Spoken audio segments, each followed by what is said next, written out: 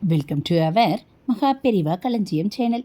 இன்னைக்கு நம்ம கருட புராணத்தில் கருடனின் பிறப்பும் தோற்றமும் பற்றி தெரிந்து கொள்ளலாம். காசியப்ப முனிவர் தட்ச பிரஜாபதிக்கு பிறந்த மகள்களான கத்ரு, வினதை என 2 பெண்மணிகளை திருமணம் செய்து கொண்டார்.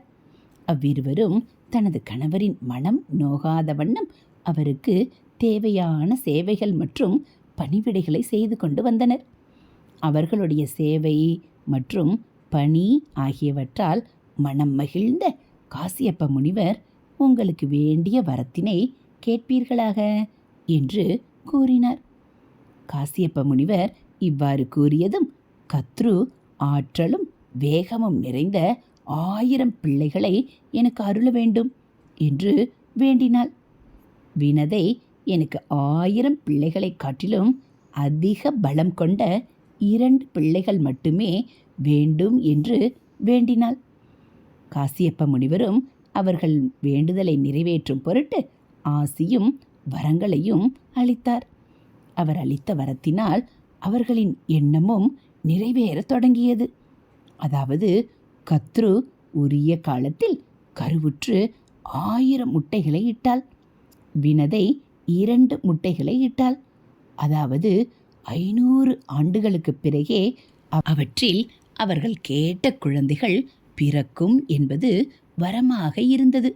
அதன்படி கத்ருவின் முட்டைகளில் இருந்து 1000 நாகங்கள் பிறக்க அவள் தனக்கு பிறந்த குழந்தைகளுடன் கொஞ்சி விளையாடி கொண்டு இருந்தாள். தன்னுடைய சகோதரியாக இருந்தாலும் அவள் அவர்களுடைய புதல்வர்களுடன் கொஞ்சி விளையாடி கொண்டிருக்கும் காட்சிகளை கண்டதும் வினதையின் மனதில் ஒருவிதமான கோபமும் புரிதலின்மையும் உருவாகத் தொடங்கியது. வினதையின் மனதில், அதாவது தனது சகோதரிக்கு பிறந்த பாம்புகளைப் போல தனக்கும் பாம்புகள் பிறந்து விடுமோ என்ற அச்சம் அதிகரிக்க துவங்கியது. அந்த அச்சமே அவளிட்ட முட்டைகளில் ஒன்றை உடைக்கவும் வைத்தது. உடைந்த முட்டையில் இருந்து பாதி உடம்போடு மைந்தன் ஒருவன் வெளிப்பட்டான். வெளிப்பட்ட மைந்தனுக்கு மேல்பாதி உடம்பு இருந்தும் கீழ்பாதி உடம்புகள் இல்லாமலும் இருந்தன. அதாவது அவனுக்கு கால்களும் இல்லை, சிறகுகளும் இல்லாமல் இருந்தன. அவனே அருணன் ஆவான். அவசரத்தினால் தன்னை பாதி உருவத்துடன் படைத்ததால் சினம் கொண்ட அருணன் தன்னுடைய தாயை சித்தியான கத்ருவிற்கு அடிமையாக வேண்டும் என்று தாயாருக்கே சாபம் தந்தான். பின் வினதை மற்றொரு முட்டையை உடைக்காமல் பொறுமையுடன் காத்து கொண்டு இருந்தாள். இந்த நேரத்தில் அருணனிட்ட சாபமானது செயல்பட துவங்கியது. அதாவது இவர்கள் முட்டையிட்ட காலத்தில் அசுரர்களும் தேவர்களும் இணைந்து அமிர்தத்தை எடுப்பதற்காக கடலை கடைந்து கொண்டிருந்தனர். திருப்பார்கடலில் அமிர்தத்தை கடைந்த பொழுது முதலில் வெளிவந்த எழில்மிகு தோற்றமுடைய காண்போரை கவரும் தன்மை கொண்ட உச்சை சிரமம் என்ற குதிரையை இந்திரன் தனக்காக எடுத்துக்கொண்டான். சகோதரிகளாக வாழ்ந்து வந்தாலும் கத்ருவும் வினதையும் குணத்தளவில் மாறுபட்டே காணப்பட்டு இருந்தனர். அதாவது கத்ரு தீய குணம் நிரம்பியவளாகவே இருந்தாள். அவள் எப்பொழுதும் தனது சகோதரியான வினதையின் மீது ஒருவிதமான காழ்ப்புணர்ச்சியுடன் இருந்து வந்தாள். மனிதர்கள் முட்டையிட முடியுமா? காசியப்ப முனிவர் பிரம்மதேவரின் 3வது மகனாக பிறந்தவர் ஆவார். அவரிடமிருந்து பல வினோதமான மற்றும் விசித்திரமான சக்தியினால் அவருக்கு தேவையான பணிவிடைகளை செய்ய மனிதர்கள் மட்டுமல்லாமல் விலங்குகளும் தொண்டு புரிந்து வந்தன. சில பறவைகள் அவரிடத்தில் மனைவிகளாகவும் இருந்து வந்தன. அப்படி இருந்து அவருக்கு தேவையான உதவிகளை செய்தவர்களில் பறவை இனத்தைச் சேர்ந்த வினதையும் பாம்புகளின் இனத்தைச் சேர்ந்த கத்ருவும் அடங்குவார்கள். இவர்கள் பறவை மற்றும் பாம்பு இனத்தைச் சேர்ந்தவர்கள் என்பதினால் முட்டையிட்டே பிள்ளைகளை ஈன்று எடுத்தார்கள். ஒரு சமயத்தில் வினதை மற்றும் கத்ரு ஆகிய இருவரும் கடலோரப் பகுதியில் சென்று கொண்டிருந்த பொழுது இந்திரனிடம் இருந்து வந்த உச்சைச்சிரவம் என்ற அழகான குதிரையை கண்டார்கள். அவர்கள் இருவரும் அந்த குதிரையின் அழகில் மெய்மறந்து நின்று கொண்டிருந்த சமயத்தில் அருணனிட்ட சாபம் செயல்படத் தொடங்கியது. அதாவது சகோதரிகள் இருவருக்கும் இடையில் அந்த குதிரையின் வால் என்ன நிறமாக இருக்கும் என்ற ஒரு கேள்வி எழத் தொடங்கியது. கத்ரு அந்த குதிரையின் வால் கருப்பு நிறத்தில் இருக்கின்றது என்று கூறினாள். ஆனால் வினதையோ அதன் வால் வெள்ளை நிறத்தில் இருப்பதாக கூறினாள். இருவருக்கும் இடையில் வாக்குவாதங்கள் அதிகரிக்கவே அந்த வாக்குவாதம் முடிவில் ஒரு போட்டியாக உருவானது.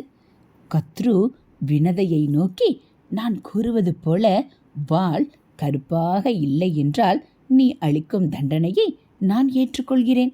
ஒருவேளை நான் கூறியது போலவே வால் கருப்பு நிறத்தில் இருக்குமேயானால் நான் அளிக்கும் தண்டனையை நீ ஏற்றுக்கொள்ள வேண்டும் என்று கூறினாள். நாட்கள் செல்ல செல்ல கத்ருவின் கொடுமைகளும் அவள் செய்து வந்த செயல்களின் தன்மைகளும் எல்லை மீறி செல்லத் தொடங்கின. ஒவ்வொரு நாளும் தன்னுடன் பிறந்த சகோதரி என்று கூட பாராமல் வினதைக்கு பலவிதமான இன்னல்களை செய்து கொண்டே இருந்தாள்.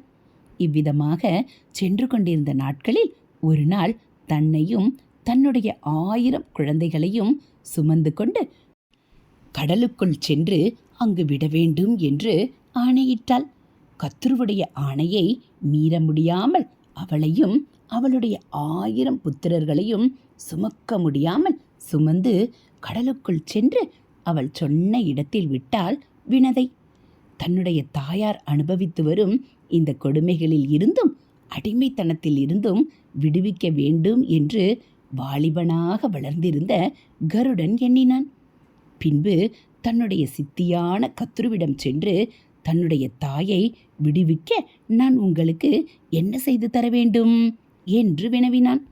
பின்பு சிறிது யோசித்த கத்ரு கருடனிடம், தேவர்கள் அருந்தி நீண்ட நாட்கள் உயிர் வாழ உதவியாக இருக்கின்ற அமிர்தத்தை நீ எனக்காக இங்கு கொண்டு வா.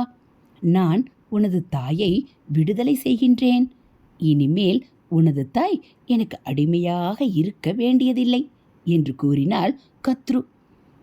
என்னுடைய தாயை விடுதலை செய்வதற்காக நான் எதையும் செய்வேன் என்று மனதளவில் எண்ணிக்கொண்டு தேவலோகம் செல்ல ஆயத்தமானான் கருடன். பின்னர் அமிர்தத்தை எடுத்து வர செல்வதற்கு முன்னால் தனது தாயான வினதையிடம் சென்று நிகழ்ந்ததை உரைத்து, தாயே, நான் மேற்கொள்ளும் இந்த பயணமும் செய்ய இருக்கின்ற இந்த காரியமும் நன்முறையில் அமைந்து வெற்றியுடன் திரும்பி வர எனக்கு ஆசி புரியுங்கள் என்று கூறினான் கருடன். கருடனின் தாயார் சூரியன், சந்திரன் இருவரிடமும் தனது புதல்வனுக்கு உதவுமாறு வேண்டிக் கொண்டார். அதனால் அவர்களும் கருடனின் இறகுகளுக்கு பாதுகாப்பு கொடுப்பதாக அசரீரி மூலமாக கூறினார்கள். அவர்களைப் போலவே கழுத்து மற்றும் முகத்திற்கு வாயு பகவானும் கீழ் உடம்பிற்கு அக்னி மற்றும் பிற தெய்வங்களும் பாதுகாப்பு தருவார்கள் என்றும் நீ தேவலோகத்திற்கு செல்வதற்கு முன்னால் நிசா தலயா என்னும் பகுதியில் அரக்கர்கள் வாழ்ந்து கொண்டிருக்கிறார்கள். அந்த அரக்கர்களை கொன்று அவர்களின் உடலை தின்றுவிட்டு சென்றால் மட்டுமே நீ நினைத்த காரியம் நிறைவேறும். அவ்வாறு சாப்பிடவில்லை எனில் நீ தேவலோகம் செல்ல இயலாது. ஒருவேளை அரக்கர்களை கொல்வதற்கு பதிலாக அவ்விடத்தில் இருக்கக்கூடிய அந்தணர்களை கொன்று சாப்பிட நேரிட்டால் அவர்கள் உன்னுடைய தொண்டை பகுதியில் நின்று சொல்ல இயலாத வழியை ஏற்படுத்தி விடுவார்கள் என கூறினார்கள்.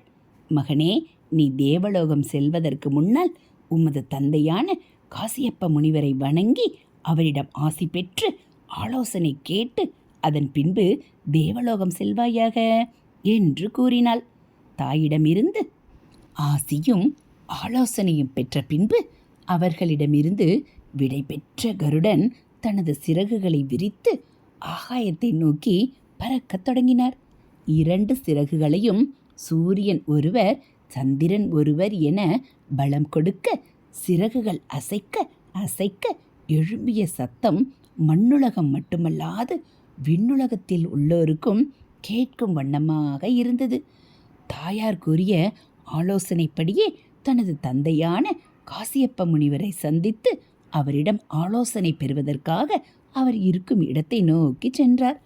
தவக்கோலத்தில் இருந்து வந்த காசியப்ப முனிவர் கருடனின் வருகையை அறிந்து விழித்திறந்து கருடனுக்கு வேண்டிய ஆசிகளை வழங்கிய பின் கருடனிடம் இருந்து சில தூரம் பயணம் செய்தால் அங்கே ஒரு குளத்தை காண்பாய். அந்த குளத்தில் ஒரு பெரிய ஆமையும் யானையும் இருக்கும். அந்த இரண்டையுமே நீ கொன்று உண்ட பின்னர்தான் நீ தேவலோகம் செல்வதற்கான பயணத்தை மேற்கொள்ள முடியும். இதை கேட்டதும் கருடன், நான் எதற்காக அந்த யானையையும் ஆமையையும் கொல்ல வேண்டும் என்று வினவினார். அதற்கு காசியப்ப முனிவர், இறைவன் படைத்த இந்த உலகத்தில் எந்த ஒரு உயிரினமும் பிறப்பெடுக்குமாயின் அதற்கு காரணம் இல்லாமல் காரியம் எதுவும் இல்லை என்று கூறினார். இப்பிறவியில் யானையாகவும் ஆமையாகவும் பிறப்பெடுத்திருக்கும் இவர்கள் முற்பிறவியில் ஒரு செல்வந்தர் குடும்பத்தில் பிறந்து சகோதரர்களாகவும் செல்வ சீமான்களாகவும் வளர்ந்து வந்தார்கள். அவர்கள் இருவரும் வளர்ந்து வரும் தருவாயில் அவர்களுடைய பெற்றோர்கள் இறந்து போயினர். உடன் இருப்பவர்களின் பேச்சுக்களை கேட்டு சரி எது தவறு எது என்று புரியாமல் சகோதரர்கள் இருவரும் சொத்துக்காக ஒருவரை ஒருவர் அடித்துக்கொண்டும் சண்டையிட்டு கொண்டும் இருந்தனர். அவர்களின் சண்டையானது ஒருவரை ஒருவர் கொல்லும் அளவிற்கு செல்லத் துவங்கியது. இதன் தொடர்ச்சியை நாளை நாம் பார்க்கலாம். இதுபோல் ஆன்மீக கதைகளை நீங்கள் தெரிஞ்சுக்கணும் அப்படின்னா மறக்காமல் நம்ம சேனலை சப்ஸ்கிரைப் பண்ணுங்கள். கூடவே பெல் ஐக்கானை கிளிக் பண்ணி ஆளுங்கிற பட்டனையும் அழுத்திடுங்க. நம்ம சேனலில் வரக்கூடிய ஆன்மீக கதைகள் எல்லாம் உங்களுக்கு பிடிச்சிருந்தா ஒரு லைக்கும் கமெண்ட்டும் கொடுத்து உங்களுக்கு தெரிஞ்சவங்களுக்கும் ஷேர் பண்ணுங்கள். தேங்க்யூ.